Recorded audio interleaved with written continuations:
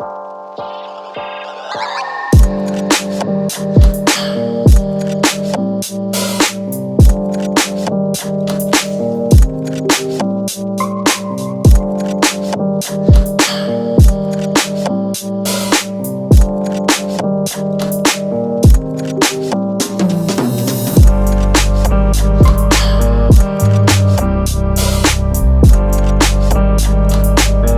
going on, guys? Welcome back to the channel. Morgan and I are up here in Pennsylvania. We had to come up for some family stuff, so I'm heading over to Tyler's tonight, and we're just gonna hang out, see his house that he bought, and he's gonna give me a little rundown. We're gonna catch up with him about the Integra. So I mean, Tyler has had this Integra for a few years now, and I mean, when he first got it, it was like the daily driver, and then he started modifying it and whatnot, and now it's just an animal, and we're gonna give you guys a look, and hopefully once we come home again in April, it'll be all together and we'll be able to take it for a little rip, ride around with them, and get some video of that too. So stick around, we're gonna head up to Tyler's in a few, and yeah, let's go. All right, we're in Tyler's garage. What's up? I haven't seen Tyler in a video in a while. I know, it's been a hot minute. And his sick garage and his Integra, which it's also been a while since we've seen the Integra. It's made a lot of changes since the last time y'all has seen it, so.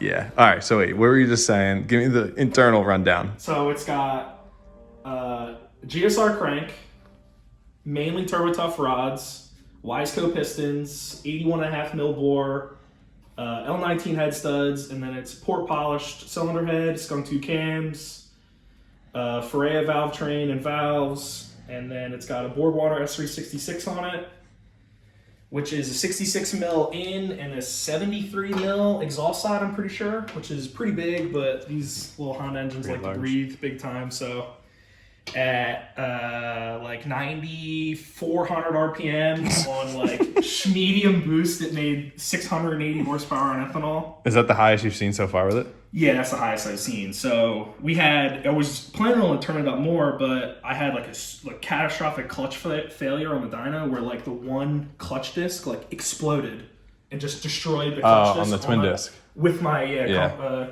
Clutchmaster's twin.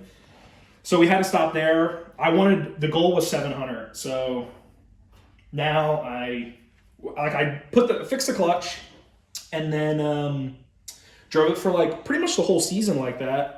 It went 1090 at 140. So the mile an hour is good for like a 10.0 or 10.1 pass. I mean, it's really fast mile an hour.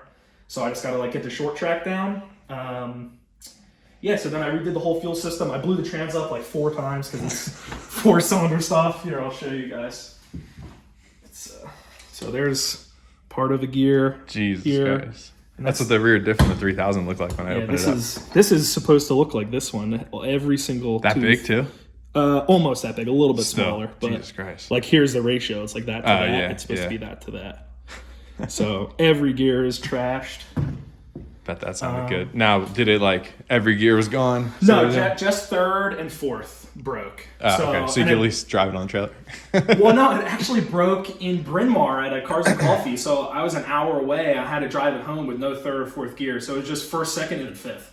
Oh, Jesus Christ. So it was a little loud on the highway, clacking around, but I mean, it got winding out second gear so you can get the fifth. Dude, it's like you never would think that third and fourth are so crucial until you have doing like 6,000 RPM in second to then lug it into fifth gear. Yep. So that's good. I mean, everything's good for about probably 900 horsepower. And I'm waiting on a gear set that'll be good for like 9 or 1,000 horsepower too. That should be here, I mean, tomorrow, hopefully. Because I have a... I feel like I saw that in a Snapchat like 2 days ago. Yeah, I keep saying tomorrow and it keeps getting pushed back. So I have a tune with KP on the 17th and looking to turn it up and make like, I don't know, whatever Carl.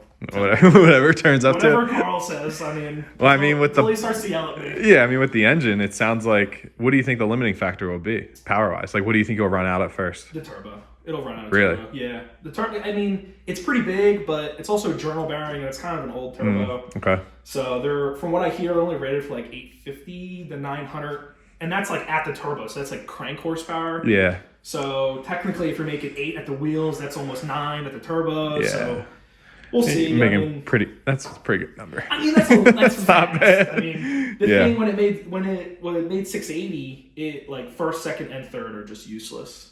And I have like big 245, 45 or triple eights. Dude, these look sick. The new wheels. Yeah, I fucks with them. I was a little worried when you were like, "Yeah, I'm selling the TEs," and I was like, I don't know, like it looks so good on the TEs, and then you got these. And Yeah, it was. I was like really toying with the idea of polishing or chrome plating the TEs, which not a whole lot of people do.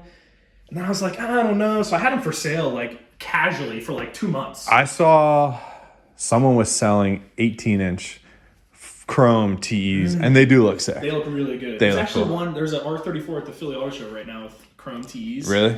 And Daryl sent me a Snapchat, and I was like, "Whoa, that looks really good." Yeah, chrome TEs would be dope. But So, that's they're a good choice. Yeah. And my buddy Tyler Fink convinced me on the white. I like the little. I know, like the little what's it, like scalloping Yeah. on the spokes and stuff. They probably don't. Yeah, they weigh like nothing. Yeah, they're like nothing. With a tire. And the craziest thing is these are heavier than the TEs were too. So Really? Yeah, the TEs were maybe, my guess is probably less than a pound lighter, maybe like a half a pound. Damn. Yeah, I like the white. The white look good on purple. Yeah, I mean, you have the backs on rear, it. The rears are on, and it's like crazy type of. Yeah, it's also like Wow. I like the fitment. How are the specs compared to the TEs?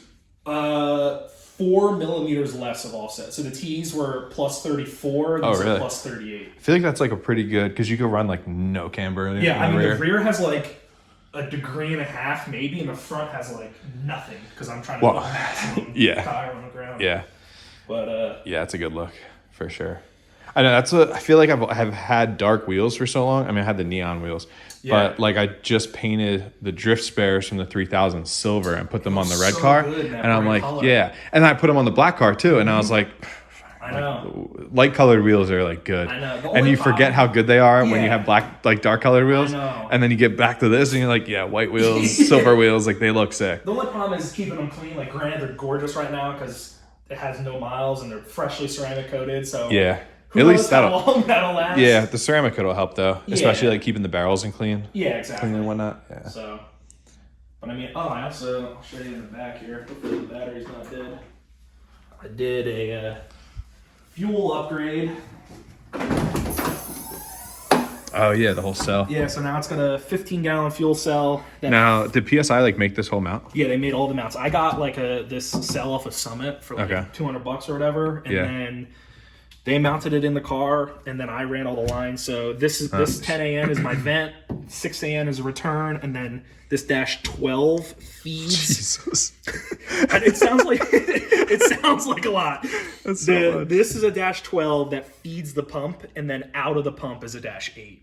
Okay. So it's normal out of the pump. Yeah. But so the pump has like as much as it needs. Yeah, the pump is huge. So it's like a 4303 MagnaFuel fuel pump that can hold, that like flows like 2,000 horsepower on like a race gas or something. I don't know. It was just like the biggest gangster pump you could get. So they say to feed it with as much as you can, and the biggest port on this was a 12. So. Nice. Fuel level sensor too, it looks like. You got a little thing. Yeah, this is a level sensor. I just have to wire it up, which is super nice. And since I have the AEM CD5, you got the fancy stuff. Yeah, so it's got an AEM CD5 digital dash.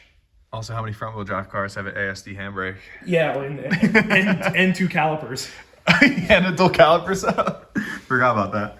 Look at that. It's basically a drift car now. You just got to get the all-wheel drive frame. I can't tell you how many drift boys have said, dude, why do you have an ASD and dual calipers? It's like, I like drift cars, so I made hang around drifters. You're on the front wheel drive car. So you have no idea how many times I've been at E-Town. Yeah, seriously. Well, that's probably a lot easier to have to wire that into the AEM instead of like a stock setup. Because the stock stuff, you gotta like wire a resistor to get it to the right ohm range, and it's a real pain from what I've heard. So that is already in the correct ohm range. So all I have to do is wire that to a CAN channel. Okay. And then it's like set the dash up. Yeah, that's the one thing I wish with the 3000 when I did the cell, that I got one with a level sensor, so I could just put some kind of fuel gauge in there. Yeah.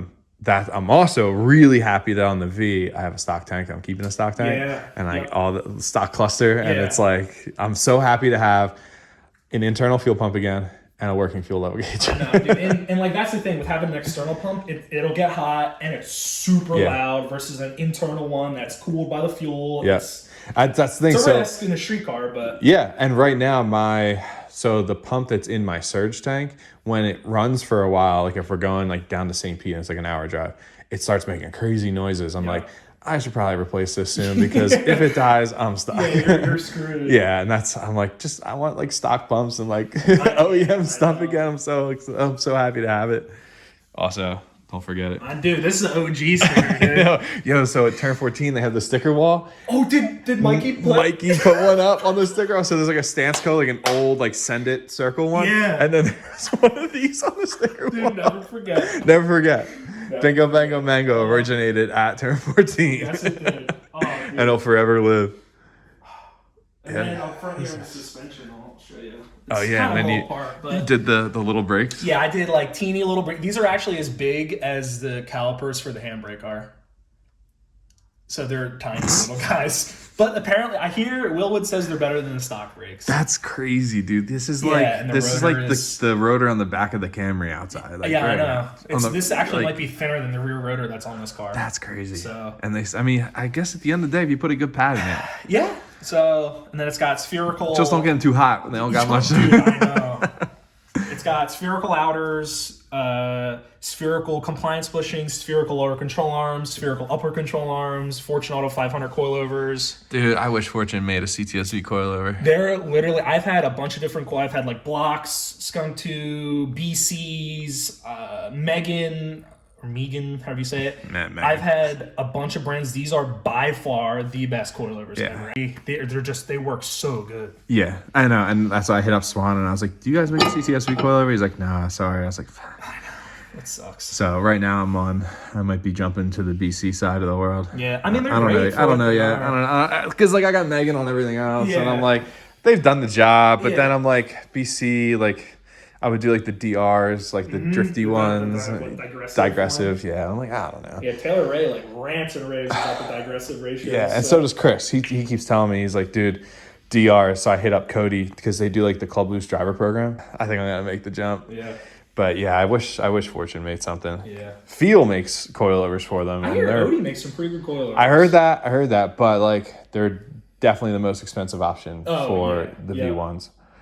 But KW, but they're not. I don't count them like Club Sport 3s or something like that. They're probably like $2,000 or something crazy. And dude, I'm not even sold on KWs because you don't do preload on those. No, like, it's just like they're like. So I always compare them like they're like Racelands. Yeah, the lower you make it, the crappier it rides. Really expensive Racelands. yeah. I'm like everybody is like hardcore KW guys. Yeah, and I feel like it's like a cult. Right. I feel like it's they do it because it's just like KW is like an elite brand. Yeah. But I'm like, I don't know, like. To me, setting preload and then adjusting your height makes way more sense. It's like the way that's what everybody's always right, because I'm like, no matter what height you're at, you get the same shock travel. Like, it makes more sense in my head. But yeah, I don't know. If they're making sales, good for them. yeah. But yeah, this thing looks and then I got the drag wheels behind you. Got full well racing. These are freaking meats. These are 13 by 10s. Oh my god. With like 5-inch back spacing, so I think that equates to like -20 offset or something like that. They stick out the fender like to here. And then these are like Weld's brand new forged. I think they're just import is the one, the Weld import or whatever. Okay. I know I saw them and I was like, yeah, but I have to have those. Yeah, they're cool. So it's still crazy to think that like these go on the front. Yeah. And then these go on the back. Yep. But. And these are. I mean, the tire looks really small, but this is as big as you can run for any front-wheel drive class. So 24.5 by 9.5. Really? So 24.5 inch tall, 9.5 inch wide. Huh. That's as big of a tire as you can run. And people, I mean, there's Civics going 7s. Yeah, I mean, they're I mean, this car will never do that ever. Yeah. But they're flying. Yeah, jeez. So. Well, is it going to be back together by like April? Oh, it'll be back together as soon as I get a gear set, which is hopefully like. So when I'm here tomorrow. Yeah. All right. So when I'm here in April and we have a car meet at Dairy Queen, yeah, it'll be at Dairy Queen. Yeah, maybe we could go for a ride or something. Yeah. That would be We'll have to do that. Yeah. That's like requirement. Yeah, of course. Scare you like I did last time on Street Road. Dude, I'll just never forget. I'm sitting there and I'm like, wow, if a car pulls out, I'm dead. Yeah, like the thought going through my head, I'm just like, I'm gonna die. There's a potential I might die right here. Yeah, I mean, I guess doing like a $130 on a 2-lane road, not a great idea. Yeah, no. Through traffic. I've had better ideas of getting passenger seats in cars. Hell yeah, this is sick, dude. I'm excited to see it run. Yeah, it's been a really good running car. I've just been having transmission issues, so hopefully this new gear set that'll show up in X amount of days. Yeah. Everybody says they're not breaking them, so hopefully I don't break it, and then the car will be together for a while. I mean, the only other than the gear set, the only thing it needs is a cage, which I'm like teetering on the line of do I really want to put a cage in it? Yeah. It's a really, really, really good street car right now. Yeah. If I put a cage in it, it does kind of ruin that a little bit. Mm-hmm. That was my reasoning with the 3000. I was like, do I jump into that, or do I just like not do it? And I'm kind of glad I didn't. Yeah. I mean, it has the roll bar and stuff, but like to not have that door bar and all that stuff, it's already a pain in the ass. I already just don't like driving it to like the store because of the harnesses. Yeah, exactly. I'm like, I wish I just had a regular seatbelt and like didn't have to do the harness every time and climb out of the seat. And yeah, it's like one of those I just deal with getting kicked out of the track every time. Yeah. Because you have to have a cage faster than 1150. So like I said, the car's been 1090. It's I mean, and the goal for this upcoming season is to go as close to a 9-second pass as I can.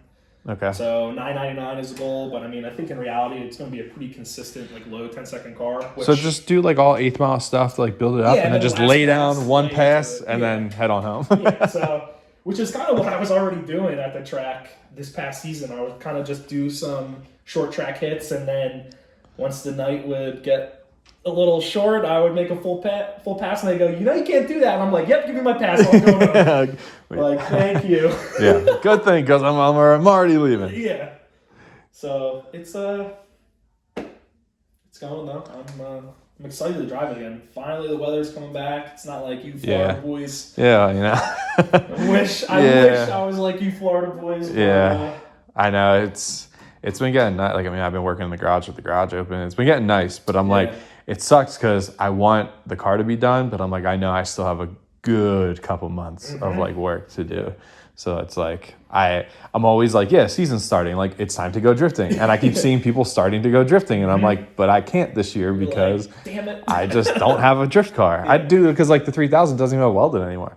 So I put the VLSD in. Driving it around to like Leadfoot City, Cars and Coffees, fantastic. Yeah. But drifting? Can't drift. Not so much. And dude, the VLSD is so weird because like sometimes it decides when it wants to stay locked. Yeah. And like it's an old worn out VLSD. Yeah, so like the one day 91. 2. But yeah.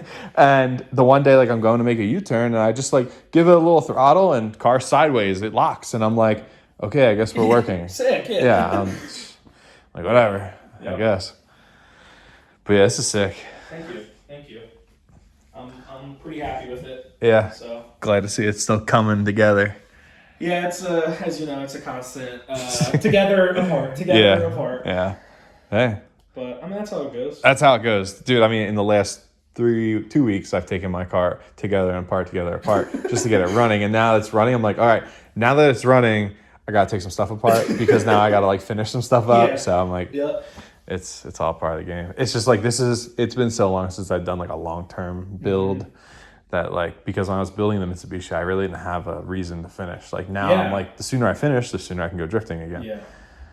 But yeah. And that's kind of always been my thing with this is I always like set myself to a deadline where like I can't miss this. So then I mean, I feel like I understand why people seem the crunch now because I do it just like normal deadlines. I'm like, oh, like la la la, like turning a bolt here, and then I'm like, oh crap, my deadline's in 2 weeks and the engine's apart. Like, rush, and then I slam it together, and it's good, but it's Yeah, and like I do the same thing because now I'm like, oh, it's middle of March, and I'm like, oh my god, it's the middle of March. I'm like, I thought I was gonna be way further ahead than now because I'm like, I want to ultimately have the car ready to be caged like June, July, and like that's the last thing I wanted. Like the car needs to be 100% done, and then get a cage, put the seats in, and be done. But I'm like, I have so much stuff to do, and like there's 4 big items still. It's coilovers, seats, cage, and tune. Okay. And I'm like, those are the 4 most expensive parts of this entire build. Yep. So I'm like, not only is it a matter of time, it's a matter of money. so I'm like in my head, like gears turning. I'm like, what do I got to do to be able to make this happen by July? You're like, ramen for 2 weeks. Dude, or what? seriously, I know. And I'm like, because I want to be able to bring it home in October. Yeah. So that we can street drive it. I mean, maybe you're gonna take it to my wedding. Drive it to your wedding. Hey, there you go. And go drifting at Clubless. Hell yeah, for what? Honda. Right? Yeah. So I'm like, that's like my ultimate end goal, but I want to have some seat time in the meantime, or like before that, just so like I don't show up at Club Loose and they're like, this dude has drifted before, right? Yeah. So. YouTube, it's time for bed. That might be the best outro I've seen. I know. All right. Well, on that note, it's good to see the car. Thank you. I gotta come down and see your crib with the new. I haven't seen the new V, so I gotta come check it out. Yeah. Hopefully, just wait until it's like running and like. I'm okay. Yeah. Wait until it's like worth seeing. I'm good with that. Because like Mikey came down and then the motor was like on the standstill, and I was like, I mean, it's a shell of engine. Yeah. So hell yeah. All right. Well, this is Tyler's car. You guys have seen it before, and I'm gonna wrap it up here. Thanks for watching. Bye.